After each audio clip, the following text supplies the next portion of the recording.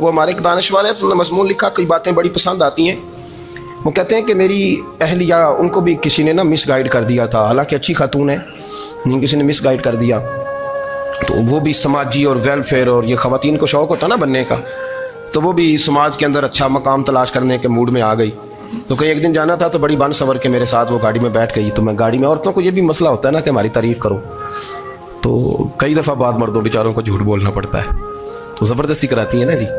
तो उसमें गुंजाइश भी दी है शरीयत ने गुंजाइश दी है कि कभी बीवी को राज़ी करने के लिए खिलाफ वाक़या बात करनी पड़े तो कर लेनी चाहिए। तो वो कराती भी हैं। 3 मौके पर खिलाफ वाक़या बात करने की इजाज़त है। वाक़े के ख़िलाफ़ भी आप बात कर सकते हैं। जंग के मौके पर 2 लोगों को सुलह कराने के लिए और बीवी को राज़ी करने के लिए कर लें कोई ऐसी बात, बेशक अपनी तबीयत पर जबर करके कर लें, गुंजाइश है, इजाज़त है। तो वो कहते हैं जब वो गाड़ी में मेरे साथ बैठी बन सवर के, तो वो तकादा करने लगी कि मैंने मतलब बड़े अच्छे कपड़े पहने हैं पर आपने तवज्जो नहीं कराई। वो सियाना बंदा था, वो चाह रहा था कि मेरी खातून समझ जाए। वो कहते हैं मुझे पता था कि बेचारी मिस गाइड हो गई है, दिल की बड़ी अच्छी है, सियानी है, लेकिन इसको ना कुछ ख़वातीन ने, कुछ लोगों ने मिल के इसको ज़हन गलत कर दिया है कि समाज में निकलो, बाहर जाओ, काम करो, फलां करो, अपनी मर्ज़ी से जियो।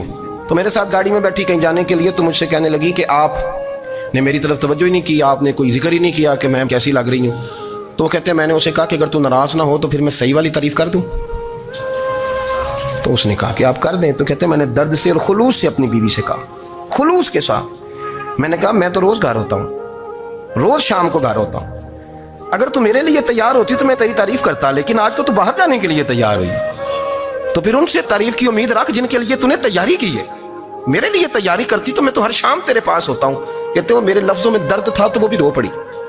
कहने लगी आप गाड़ी रोक दें, मुझे बाहर जाके किसी को राज़ी नहीं करना, मैंने उसे राज़ी करना है जिसको रब करीम ने मेरा शौहर बनाया और मेरे लिए मुंतखब किया है, मेरे माँ बाप को। मैं वापस लौटती। ये एक पहलू है सुलगता हुआ, इसको समझा जाए। औरत को वैसे भी काबू करना बड़ा आसान होता है।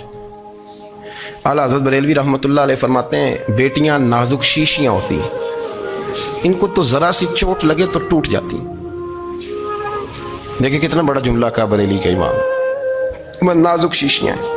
ज़रा कोई आदमी गुमराह करता है, ज़रा ख़राब करता है। अब देखें ना, ये जो बच्चियों को बच्चे एक मिस गाइड करते हैं, उन्हें बड़े बड़े ख्वाब दिखाते हैं, वो बेचारी माँ बाप को छोड़ के, बहन भाई को छोड़ के इसके साथ शादी करती है। फिर जो उसका बाद में अशर होता है, आप उदलियां नू सरदार पहन तके तो शर्मा वालियां नू झूठे डोलियां दे। फिर वो बेचारी माँ बाप रखते नहीं, वो जुल्म करता है, तो कितनी बड़ी तकलीफ़ में वो बच्ची आ जाती। नाजुक शीशी होती है ना तो टूट जाती। यही हाल अब जदीद ख़वातीन और ये जो कुछ एंकर पर्सन हैं, ये असल में ना ये आपको सियासत सिखाते हैं, लेकिन ये मादर पिदर आज़ाद लोग हैं, बिल्कुल आज़ाद। ये तो उलमा शोर ना करें, बात ना करें, गुफ्तगू ना करें, मशाइख बात ना करें, और ये जो कुछ संजीदा और दीनी तबका है ये कुछ शोर ना करे, ये तो रोडों पे नंगे होके आ जाए। माज़ल खौफनाक नज़रिया रखते हैं ये लोग। औरत को कहते हैं तेरे हुकूक हम तुझे लेके देंगे। मसलन वो कौन सा हक़ है जो तुमने लेके देना है? मेरे नबी करीम सल्लल्लाहु अलैहि वसल्लम इसको बेटी भी बनाया है, इसको बहन भी बनाया है, इसको माँ भी बनाया है, इसे बीवी का आलीशान रुतबा भी अता फरमाया है। और चूँकि बेटी का भी हक़ बड़ा बयान किया जाता है, बहन का भी, माँ का भी। और बीवी के मामले में लोग समझते हैं कि ज़्यादा बात नहीं करनी चाहिए, शायद मसला ख़राब हो जाए। हालांकि नबी पाक सल्लल्लाहु अलैहि वसल्लम ने बीवी के बारे में पता क्या फरमाया? फरमाया जब तुम निकाह कर लेते हो तो अपना ईमान महफूज कर लेते हो। अब मैं इसकी शरह नहीं करता, आप खुद कर लीजिएगा कि वो एक ऐसी शख्सियत होती है कि जिसकी मौजूदगी में आपका ईमान महफूज है। अब मैं नहीं समझता कि इससे बड़ी बात कोई और हो सकती है, जिसकी मौजूदगी में आपका ईमान। और भाई ये हदीस पाक अर्ज़ कर रहा हूँ, निकाह जब कोई कर ले तो उसने अपना ईमान मुकम्मल कर लिया।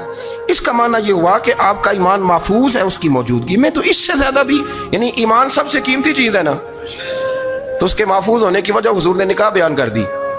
अब मेरा ख्याल है बीवी अगर कोई इससे बड़ा हुकूक मांगेगी तो बेवकूफ़ी करेगी। इतना बड़ा दर्जा नबी करीम ने उसे अता कर दी, इतना बड़ा मकाम दे दिया कि तू खामद के ईमान के महफूज होने का ज़रिया बन गई है। औरत को जो हुकूक रसूल करीम सल्लल्लाहु अलैहि वसल्लम ने अता फरमाए, नबी पाक ने जो हुकूक दिए।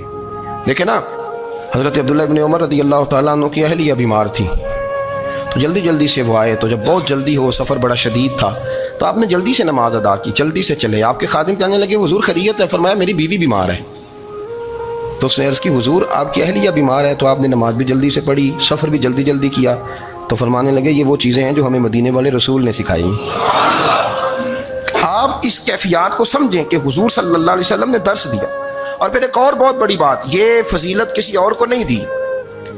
जो औरत को हुजूर ने फजीलत दी, ये फजीलत किसी और को नहीं दी। कभी हुजूर ने फरमाया कि तुम्हारा अब्बा तुम्हारे साथ बहुत सख्त रवैया करे तो तुमने उसको उस सख्ती पर दाद देनी है।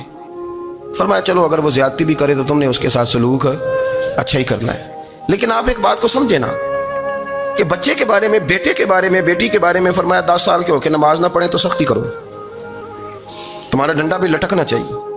बहुत सारी जगहों पे बहुत सारे लोगों के लिए सख्ती का हुक्म दिया, लेकिन औरत के लिए हुजूर ने जो जुमले कहे, असल में हम समझते हैं कि ये एक बात है, मशहूर हो गई है रवायत हदीस, तो बस इसके पास मंजर पर और जुमलों के हुसन पर शायद माज़अल्लाह गौर करने की ज़रूरत नहीं। ज़रा इस लफ्ज़ की तासीर पर गौर करें। हुजूर ने फरमाया औरत टेढ़ी पसली से पैदा की गई है, ये टेढ़ी है, तो सीधा करने की कोशिश करोगे तो टूट जाएगी। तो हुजूर फिर हमारे लिए हुक्म क्या है? फरमाया जैसी है तुम इसी के साथ निभा करो। आप समझें कि इतना महफूज हुजूर ने दर्जा दे दिया बीबी को, इतना महफूज कि फरमाया गलती भी हो तो मेरे गुलामों तुम इसके साथ निभा करो, गुजारा कर लो। को क्या और हक चाहिए औरत को, जिसको इसकी गलतियों समेत नबी पाक ने कबूल करने का हुक्म दे कि इसकी कमजोरियों समेत कबूल कर लो। अब इसको और क्या कोई कमजोरियों समेत कबूल करता है?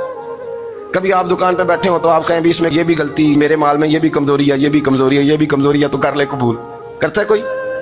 कोई शख्स ऐसा हो जो किसी चीज़ की कमजोरियां बयान करके कहीं से कबूल करो? पर रसूल करीम सल्लल्लाहु ताला अलैहि वसल्लम ने ना हमें सबक दिया, हुजूर ने हमें दरस दिया, नबी पाक ने हमें पैगाम दिया। फरमाया ये टेढ़ी है, सीधी करने की कोशिश करोगे तो बेचारी टूट जाएगी, तो इसके साथ निभा कर जाओ। आप मेरी बात को समझिएगा। चले मैं इस पर एक और बुखारी मुस्लिम की हदीस पढ़ता हूँ। हज़रत सलमान फ़ारसी रदी अल्लाह ताला अन्हु और हज़रत अबू दरदा के दरमियान भाईचारा था। मक्के से मदीने जब लोग आए तो हुजूर ने भाई भाई बनाया था, इनके दरमियान भाईचारा था। तो अभी पर्दे की आयात नाजिल नहीं हुई थी, तो लोग एक दूसरे की तरफ जाते थे।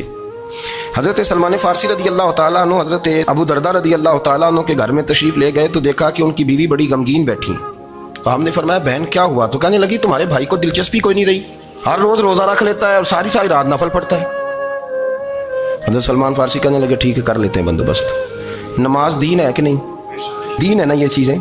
लेकिन हज़रत सलमान फ़ारसी जनाब अबू दरदा से कहने लगे आज मैंने तेरे घर में रहने रात को, क्योंकि वो तो सारी रात नमाज पढ़ते थे, नफल पढ़ते थे। उन्होंने कहा ठीक है, एक बिस्तर ला के बिछा दिया हज़रत सलमान फ़ारसी के लिए। सलमान फ़ारसी फरमाने लगे दूसरा भी ला। कहा वो क्या करना है? फरमाने लगे तूने भी सोना है, मैंने भी सोना है, तूने भी सोना है, इशा पढ़ेंगे और फिर दोनों सोएंगे। कहा मैंने तो नमाज पढ़नी है। फरमाया तहज्जुद के वक्त उठ के पढ़ेंगे, अल्लाह के रसूल भी रात आखिरी हिस्से में जाके नमाज पढ़ते। इधर साथ सुला लिया, वो थोड़ी को देर सोए, अब आदत थी सारी रात उठने की, ज़रा उठने लगे बिस्तर से। तो हज़रत सलमान फ़ारसी फरमाया चुप करके सो जा, अब बड़ी रात पड़ी हुई, चुप करके सो जा। वो लेट गए, फिर उठने लगे तो फरमाया सो जा चुप करके, बड़ा टाइम है। सहरी के वक्त उठे, नफल पढ़े। उनका इरादा था रोज़ा रखने का, तो फरमाने लगे कल रखा था ना नफली रोज़ा, जी रखा था, परसों भी रखा था, तरसों भी रखा था। फरमाया आज नहीं रखना, आज मैं तेरा मेहमान हूँ, सारा दिन इकट्ठे मिल के रोटियाँ खाएंगे, आज नहीं रोज़ा रखना। सिला दिया। अब हज़रत अबू दरदा रदी अल्लाह ताला अन्हु कह तो कुछ ना सके, पर कहने लगे सलमान तुम पता तुम क्या कर रहे हो ना, तुमने मुझे रात उठ के ज़्यादा नफल पढ़ने दिए, सवेरे रोज़ा नहीं रखने दिया। तो हज़रत सलमान फ़ारसी कहने लगे कोई लंबी बात तो नहीं ना, चलते हैं ना अभी फजर में मस्जिद नबी में, तो नबी पाक को बताते हैं। सरकार दो आलम अलैहिस्सलाम की खिदमत में तो अपनी बात करना मैं अपनी करूँगा, हुजूर नतीजे का ऐलान फरमा देंगे, बात तय हो जाएगी। हाजिर खिदमत हुए, अर्ज़ की या रसूलल्लाह सल्लल्लाहु ताला अलैहि वसल्लम ये सारी रात नफल पढ़ते हैं, हर रोज़ रोज़ा रखते हैं, इनकी अहलिया गमगीन बैठी हैं, हुक्म फरमाए। तो नबी पाक सल्लल्लाहु अलैहि वसल्लम ने फरमाया फिर हुआ क्या? या रसूलल्लाह मैंने रात सुलाया है, सहरी में उठाया है, सवेरे रोज़ा नहीं रखने दिया। नबी पाक ने फरमाया सलमान फ़ारसी ने ठीक किया, सलमान फ़ारसी ने ठीक किया। फिर हुजूर ने फरमाया, नबी करीम ने फरमाया अबू दरदा तेरे ऊपर अगर अल्लाह का हक है, उसके रसूल का हक है, दीन का हक है, तो फरमाया तेरी आँख का भी तेरे ऊपर हक है, तेरे वजूद का भी तेरे ऊपर हक है। ये हुजूर ने फरमाया तेरे बच्चों का भी तेरे ऊपर हक है, तेरी बीवी का भी तेरे ऊपर हक। इस हक को भी समझे, हुकूकुल्लाह भी हैं, पर तेरी आंख का भी तेरे ऊपर। क्या माना कि तेरी आंख सोना चाहती है, तुझे सुला भी, तेरे वजूद का भी तेरे ऊपर हक है। तो तेरा वजूद आराम करना चाहता है तो इसे आराम भी करा। और फिर वहाँ नबी पाक सल्लल्लाहु अलैहि वसल्लम ने फरमाया मैं तुम सब सुनना ये लफ्ज़ हदीस के, हुजूर ने उसी मौके पर फरमाया, मैं तुम सबसे ज़्यादा अपने रब को जानता हूँ और मैं तुम सबसे बढ़कर अपने रब से डरता हूँ। हुजूर फरमाने लगे, मैं रोज़ा भी रखता हूँ, इफ्तार भी करता हूँ, यानी कभी रखता हूँ और कभी नहीं रखता। फरमाया, मैं नफल भी पढ़ता हूँ और अपनी बीवियों को वक्त भी देता हूँ। सरकार मस्जिद में भी आते थे, नवासों के साथ खेला भी करते, उनके साथ प्यार भी करते। तो इतने बड़े हुकूक हुजूर ने बयान फरमाए औरतों के कि तुम्हारी बीवी का भी तुम्हारे ऊपर। लो एक हदीस बुखारी की और यहाँ बयान कर देता हूँ। एक शख्स ने आके अर्ज़ की, या रसूल अल्लाह सल्लल्लाहु तआला अलैहि वसल्लम, जिहाद के लिए तैयारी हो गई है, सफ़ें बन रही हैं, मुजाहिदीन की तैयारी है, तो मेरा भी नाम लिख दिया गया है मुजाहिदों की लिस्ट में, लेकिन या रसूल अल्लाह सल्लल्लाहु तआला अलैहि वसल्लम, मेरी बीवी ने हज की तैयारी कर ली है और मेरे दोस्तों ने, सहाबा ने मेरा नाम मुजाहिदीन की लिस्ट में लिख दिया, तो मेरे लिए क्या हुक्म है? ये बुखारी